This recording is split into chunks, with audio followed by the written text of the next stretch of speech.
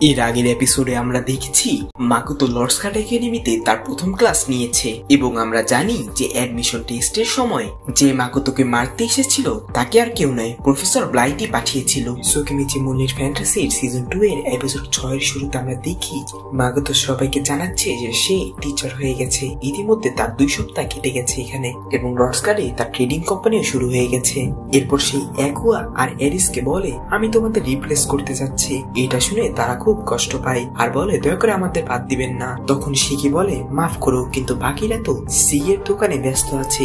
এটা শুনে একুয়া চিন্তিত হয় আর বলে যদি আপনি আমাদের বাদ দেন জানি না তুমি ও মিও ম্যাম আমাদের সাথে কি করবে। তখন মাকোতো হেসে বলে ঠিক আছে, তাহলে আমি তোমাদের বাদ দিব না। এরপর সে তাদের দোকানে থাকা জিনিসপত্র দেখায়, হিলিং আইটেম, অ্যান্টিডোট আর এনার্জি ড্রিঙ্কস। সে বলে আমি চাই এই দোকানটা ফার্মেসি আর জেনারেল স্টোর হিসেবে চলুক। দোকান রাত 12টা পর্যন্ত খোলা থাকবে এবং তোমরা চিন্তা করো না, বিশ্রামের সময়ও পাবে, খাওয়ার জন্য টাকা পাবে। এখানে কোনো ম্যানেজার থাকবে না যে তোমাদের বিরক্ত করবে। আর দোকান যেহেতু নতুন খোলা তাই অনেক কাজও থাকবে না। সি এর দোকানের তুলনায় এটা অনেক সহজ হবে। এটা শুনে একু আর এরিস খুশি হয়ে যায় আর বলে হ্যাঁ সত্যি এই কাজ অনেক বেশি সহজ। এরপর দৃশ্যে আমরা দেখি মাকোতো লাইব্রেরিতে বসে আছে আর তাকে খুব হতাশ দেখাচ্ছে। সে ভাবে আমার ব্যবসা আর ক্লাস তো ভালোই চলছে। ঠিক তখনই একটি ফ্ল্যাশব্যাক আসে। সেখানে দেখা যায় এক মেয়ে মাকোতোকে বলছে যখন তুমি 2টা মেয়ের সাথে বিয়ে করেই ফেলেছো তখন তুমি আমার সাথে বিয়ে করো। এটা শুনে মাকোতো অবাক হয়ে বলে এটা কেমন কথা। শহরে হাঁটার সময়ও মাকোতো এরকম অনেক প্রস্তাব পায়। তখন সে বিরক্ত হয়ে ভাবে সব মেয়েরাই আমার চেহারা উপেক্ষা করছে, কিন্তু আমার দ্বিতীয় ওয়াইফ হতে চাইছে, কিন্তু কেন? এখানে যেন তাদের উপর কোনো দায়িত্বই না পড়ে, তাই তারা এরকম করতে চাইছে। এখানে বিয়ের কনসেপ্টটাই বেশ অদ্ভুত। এরপর দৃশ্যে দেখা যায় যে মাকোতো তার বাবা মায়ের ছবি দেখছে। তখন লাইব্রেরিয়ান সেখানে এসে তাকে জিজ্ঞাসা করে এরা কারা। মাকোতো স্পষ্ট করে কিছু বলে না, সে শুধু বলে এরা আমাকে অনেক সাহায্য করেছিল, এরা আমার খুব কাছের মানুষ। তার মাকোতো বলে আমার কাছে এখানকার বিয়ের কনসেপ্টটা অনেক অদ্ভুত মনে হয়েছে। তখন লাইব্রেরিয়ান তাকে বোঝায় যে এখানকার বেশিরভাগ স্টুডেন্ট অভিজাত পরিবার বা ব্যবসায়ী মেয়ে, তাই তারা বিয়েকে ভালোবাসার চোখে দেখে না। এটা শুনে মাকোতো বলে মানে তার বিয়েকে রাজনৈতিক দিক দিয়ে দেখে, অথচ তারা এখনো অনেক ইয়াং। বিশ্বাস করতে কষ্ট হচ্ছে যে তারা এমন ভাবে। তখন লাইব্রেরিয়ান এসে বলে তুমি তো সত্যি অনেক সৎ মনের মানুষ। এটা শুনে মাকোতো মনে মনে ভাবে এদের চেয়ে তো মিও আর তোমই ভালো, অন্তত ওরা আমার সাথে টাকার জন্য নেই। এরপরের দৃশ্যে আমরা দেখি তোমই আর লাইম একসাথে কথা বলছে। তোমই তাকে জিজ্ঞাসা করে সি অফ ক্রিয়ার ইনভেস্টিগেশন কেমন হলো। লাইম বলে মনে হচ্ছে সেই যুদ্ধের আগেই সেখানে ওয়াটারফল ছিল, সম্ভবত সেখানে সোফিয়া লড়েছিল যে কিনা ড্রাগন স্লেয়ার। লাইম জিজ্ঞাসা করে আপনি কি সেই রিংগুলোর সম্পর্কে কিছু জানতে পেরেছেন যা দেবীর পাওয়ার শোষণ করে নেয়? তুমি বলে না, তার ব্যাপারে আমি কিছু জানতে পারিনি, কিন্তু আমি জানি যে স্টারলাইট কে বানিয়েছে। তখন লাইম বলে আমি জানি এইসব তারই কাজ। সেখানে মাকোতোর কথা বলছিল। তখন তুমি বলে মনে হচ্ছে কেউ তোমাকে ফলো করে এখানে চলে এসেছে। এটা শুনে তারা সবাই এখন সতর্ক হয়ে যায় এবং তখন তাদের দরজায় কেউ যেন টোকা দেয়। তুমি বলে ওখানে কি? তখন সেখান থেকে একটি মেয়ের কণ্ঠস্বর আসে যে বলে আমরা মুসাফির, আমরা এখানে এসেছি কারণ আমরা শুনেছি এখানে কারো কাছে অস্বাভাবিক অস্ত্র আছে। এটা শুনে লাইম বুঝে যায় যে ওরা তার তলোয়ারের পিছনে লেগেছে। তুমি তখন তাদের বলে ভিতরে চলে এসো। তখন তারা ভিতরে আসে। আমরা জানতে পারি যে তারা আর কেউ নয় তোমোকি আর মৌরা, যার সাথে লিলি ফ্লোয়ানো আছে। তোমোকি দেখে অবাক হয়ে বলে তুমি কি কোনো সামুরাই কসপ্লে করছো? তারা সেখানে নিজেদের পরিচয় দেয়। তোমো তাদের বলে যে আমরা কুজুনোহা ট্রেডিং কোম্পানি গার্ড হিসেবে কাজ করি, এই কারণে আমাদের কাছে এই দারুণ অস্ত্র আছে। এটা শুনে তোমোকি বলে তোমার কথা বলার ধরন অনেক পুরনো, তোমার নাম কি? এটা শুনে তুমি বলে আমি জানি না তুমি কি নিয়ে কথা বলছো, কিন্তু কোনো মেয়ের নাম জিজ্ঞাসা করার আগে নিজের নাম বলা উচিত। এটা শুনে তোমাকে একটু শক খায়। এরপর লিলি তাদের নিজেদের পরিচয় দেয়।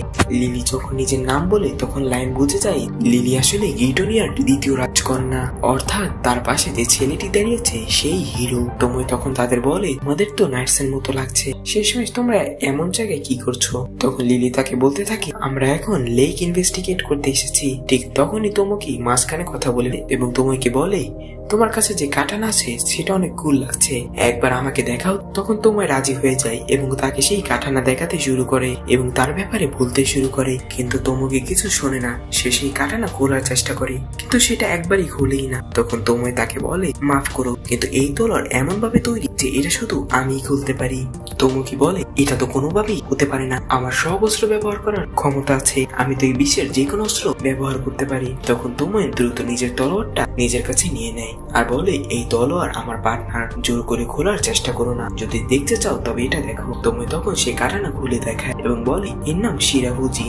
সেই তলোয়ার দেখে তোমকে আর বাকিরা সবাই বলে এই তলোয়ার তো কত অসাধারণ। এরপর তুমি বলে তলোয়ার দেখে নাও যথেষ্ট, আমরা ব্যস্ত আছি, তাই তোমরা এখান থেকে যেতে পারো। তখন লিলি তাকে বলে তুমি কি তোমার কাটানাটা বিক্রি করবে? আমরা তোমাকে যত খুশি টাকা দিতে পারি। তখন তুমি বলে আমি তো বললাম এই তলোয়ার শুধু আমি ব্যবহার করতে পারি, আর এটা বিক্রির জন্য নয়। তখন লিলি বলে আমি আসলে এই কথাটা গোপন রাখতে চেয়েছিলাম, কিন্তু এখন আমার কোনো চয়েস নেই। সত্যি হলো আমি গ্রেটোনিয়া এম্পায়ারের প্রিন্সেস, এবং এটা হলো আমার হিরো তোমোকি ইওয়াহাশি, যাকে দেবী এখানে পাঠিয়েছে এই বিশ্বের ভবিষ্যৎ বাঁচানোর জন্য। তুমি কি আমাদের সাহায্য করবে? তখন তোমায় বলে মনে হচ্ছে তোমাদের কাছে কোনো কারণ আছে যার জন্য তোমরা এই কাটানাটা পেতে চাইছো। মনে হচ্ছে তোমরা আমার অস্ত্র ব্যবহার করে নিজেদের অন্য অস্ত্র বানাতে চাইছো। আমি তোমাদের প্ল্যানিং বুঝতে পারছি, কিন্তু তোমরা যত টাকা দাও না কেন আমি তোমাদের এই কাটানা দেব না।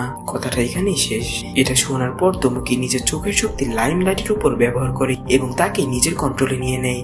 এরপর লাইম তোমার কাছে এসে বলে এরা হিরোর পার্টি, যদি আমরা এতে সাহায্য করি তাহলে আমাদের ট্রেডিং কোম্পানিরই লাভ। তুমি কি তো আমার কাটানা ব্যবহার করতেই পারবে তাই না?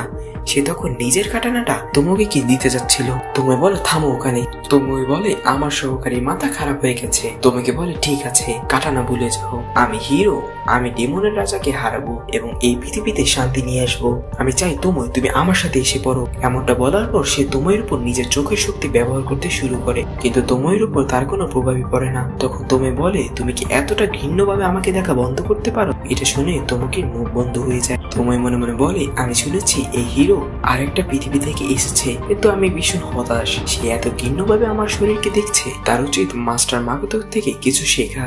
মাগোতোতে এমন কিছু দেখলেই চোখ বন্ধ করে নেয়। তোমাকে আবার তোমাকে নিজের বসে আনার চেষ্টা করে। তখন তুমি বলে আমি তো বললাম আমার উত্তর হলো না, আমার শরীর আর মন আমি আগেই অন্য কারো কাছে দিয়ে দিয়েছি। তোমাকে তখন অবাক হয়ে যায় আর ভাবতে থাকে আমার চোখের শক্তি কাজ করছে না কেন। তখন মোরা বুঝে যায় যে তুমি একজন ড্রাগন। সে বলে তুমি একজন ড্রাগন তাই না? আর কোন সাধারণ ড্রাগন নও, তুমি একজন শক্তিশালী ড্রাগন যার অনেক ক্ষমতা আছে। এটা শুনে দিদি মনে মনে ভাবতে থাকে কি তোমায় সেই শক্তিশালী ড্রাগন যে সেই জলপ্রপাতের কাছে দেখা গিয়েছিল? তখন তোমায় তার মনের কথা শুনে ফেলে এবং বলে আমি সেই ড্রাগন নই যাকে তুমি ভাব। এটা শুনে লিলি অবাক হয় এবং ভাবে এই কেমন ড্রাগন আমার মনের কথা পড়লো। তখন মোরা নিজের শক্তি ব্যবহার করে তোমাকে নিয়ন্ত্রণে আনার চেষ্টা করে আর বলে সে বলে ড্রাগন তুমি আমাদের বিষয়ে এসে পড়ো, আমাদের কথা মানো। তোমায় তখন বুঝতে পারে যে মোরা একজন ড্রাগন সামানার, মানে তার এমন একটা ক্ষমতা আছে যার মাধ্যমে সে ড্রাগনকে আদেশ করতে পারে। তখনই তোমায় নিজের ভয়ঙ্কর প্রেজেন্স দেখায়। এটা দেখে সবে অবাক হয়ে যায় এবং বলে তুমি ওদের কাছ থেকে দূরে থাকো। আর সেই সময় মোরার জাদু ভেঙে যায়, সে তোমাকে একবারেই কন্ট্রোল করতে পারে না। একই সময় লাইম তোমাকে নিয়ন্ত্রণ থেকে মুক্ত হয়ে যায়। তোমাকে তখন ভীষণ বিভ্রান্ত হয়ে যায় এবং ভাবতে থাকে আমার চোখের শক্তি কাজ করছে না কেন।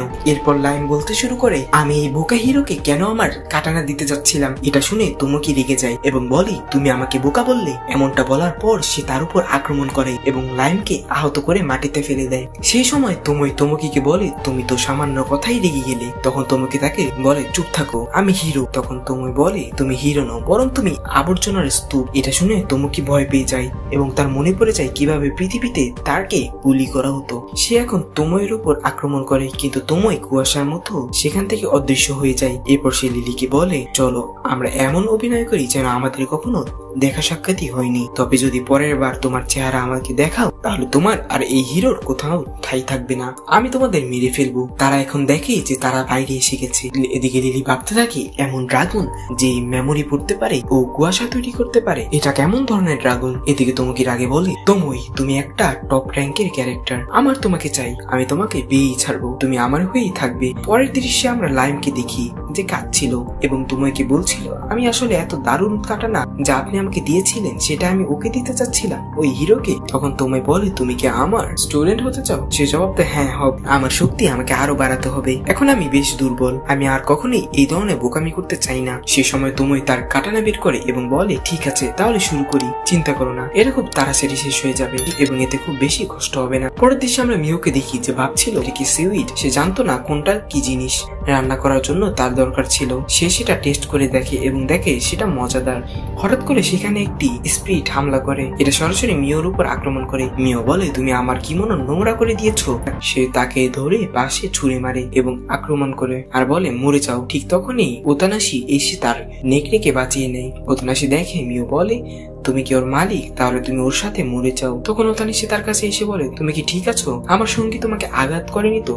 আমি জানি না হঠাৎ কেন সে তোমার উপর আক্রমণ করলো। মিও ভাবতে থাকে আসলে ও আমার চেয়ে বেশি আমার চিন্তা করছে কেন। এর কালো চুল আছে, এটা আমাকে আমার মাস্টার মাকুতোর কথা মনে করিয়ে দিচ্ছে। এদিকে ওতানাশি নেকড়ে তখন মিওর উপর রেগেছিল, তাই ওতানাশি তাকে আবার ডেকে দেয়। এটা দেখে মিও বলে এটা তো একটি স্পিরিট। ওতানাশি জবাব দেয় হ্যাঁ, এটা আমার গার্ডিয়ান। এরপর ওতানাশি তার নাম বলে যে আমার নাম হিবিকি ওতানাশি।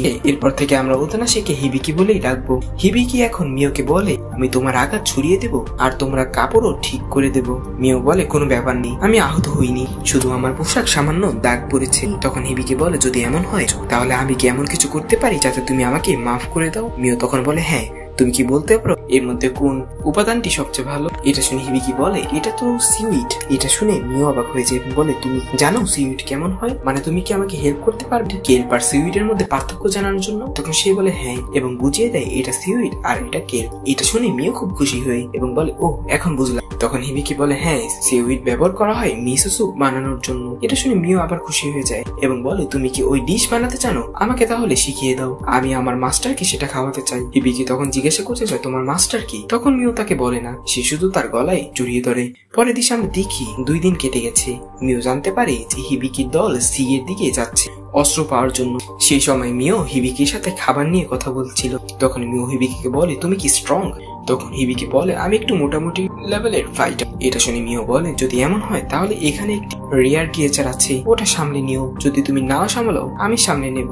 এরপর আমরা দেখি যে সত্যি ওখানে একটি ভয়ঙ্কর মনস্টার এসে গেছে। হিবিকি তখন তার সঙ্গীতে বলতে শুরু করে ওদেরকে কি করতে হবে এই মনস্টারের সঙ্গে লড়াই করার জন্য। তারপর সবাই লড়াই শুরু করে আর এদিকে মিও গাছের উপর বসে সবকিছু দেখছিল। সেই সময় দেখা যায় বেদা সেই মনস্টারের সঙ্গে লড়ছে। এটা থেকে মিও বলে এরা এতটা খারাপ ভাবে লড়ছে, তবে তাদের অস্ত্রগুলো বেশ বাজে। আমরা দেখি বেদার তলোয়ারও ভাঙতে শুরু করছে। বেদা মনে মনে বলে আমি তো নতুন অস্ত্র কিনবো, কিন্তু এর আগেই এই মনস্টার আমাদের সামনে চলে এসেছে, আমি নেভিলের মতো হিবিকের জন্য লড়াই করব। এমনটা বলার পর সে মনস্টারের উপর আক্রমণ করতে যাচ্ছে। এটা দেখে মিও বলে তুমি তো বোকা, সেখান থেকে সরে যাও। কিন্তু বেদা তার কথা শুনে সে লড়াই করতে এগিয়ে যায়। ঠিক তখনই তার তলোয়ার ভেঙে যায়। এই সুযোগে লাগিয়ে ক্রিয়েচারটি তার উপর আক্রমণ করে এবং তাকে আহত করে। বাকি সবাই তাকে সুস্থ করার জন্য এগিয়ে আসে। তারপর তারা হিবিকিকে জিজ্ঞাসা করে আমরা এখন কি করব? হিবিকি তখন খুব ভয় পায়। তার মনে পড়ে নেভিলও ঠিক এমন ভাবেই মারা গিয়েছে। সে আরো একটি ভুল করতে চায় না। সে মিওকে বলে প্লিজ আমাদের সাহায্য করুন। মিও তখন নিচে এসে বলে তোমাদের লজ্জা হওয়া উচিত, তোমরা নিজেদের শক্তি সম্পর্কে জানো। এরপর মিও সরাসরি মনস্টারের উপর আক্রমণ করে এবং একবারই শেষ করে। এটা থেকে সবাই অবাক হয়ে যায়। মিও তখন বলে তোমাদের সঙ্গী বেঁচে আছে? তারা বলে হ্যাঁ, শুধু আহত হয়েছে। এটা শুনে মিও বলে ঠিক আছে, তাহলে এর মানে তোমাদের আমার প্রয়োজন নেই, আমি মনস্টারের শেল সংগ্রহ করব, আমাকে সাহায্য করো। মিও এই কথা বলছিল ঠিক তখনই মনস্টার উঠে দাঁড়ায় এবং তার উপর পিছন দিক থেকে আক্রমণ করে। ফলে মিওর কিমোনো ছিঁড়ে যায়, কিন্তু তার কাটা জায়গা আবার ঠিক হয়ে যায়। এবার মিও খুব রাগ হয় এবং সে মনস্টারকে ধরে ফেলে। সে বলে মনস্টারের এই কিমোনো খুব ভালো লেগেছে এবং তুমি এটা নষ্ট করে দিয়েছো, তোমার সাহস হলো কিভাবে? এটা বলার পর মিও সেই মনস্টারের উপর ভীষণ আক্রমণ করে এবং তাকে সম্পূর্ণভাবে জ্বালিয়ে দেয়। এটা থেকে সবাই অবাক হয়ে যায়। ওই সময় মিও কিছুটা দুঃখের সঙ্গে বলে মনে হচ্ছে আমি এই কিমোনো কিছু সময়ের জন্য পড়তে পারবো। এরপর মিও সেখানে স্প্রিং পাওয়ার ব্যবহার করেন, যার কারণে সবাই ঘুমিয়ে যায়। ঠিক তখনই হিবিকি নেকড়ের বাইরে এসে এবং মিও রাগের দৃষ্টিতে দেখতে থাকে। মিও তখন বল এখন মনে পড়লো আমি আগে ওর সঙ্গে লড়াই করেছি।